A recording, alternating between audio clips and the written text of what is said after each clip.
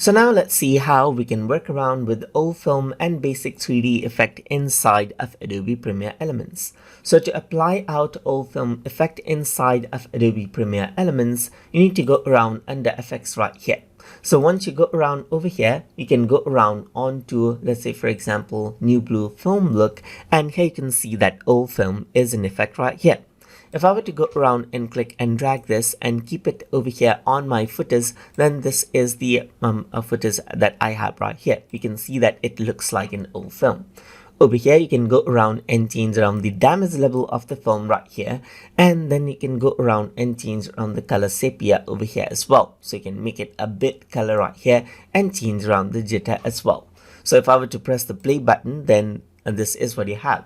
You can also go around and choose a preset right here, like splotchy right here, just like this. Press the play button, and then this is what you have.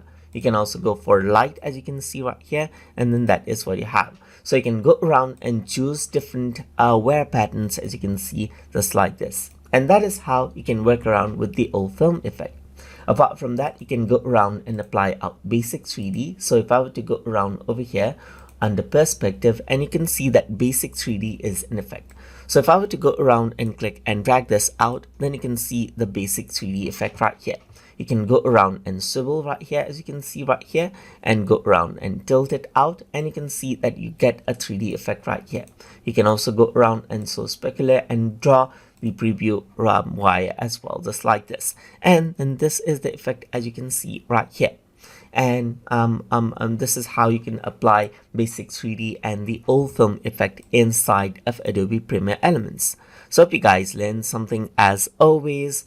And as always, please like, comment, share, and subscribe.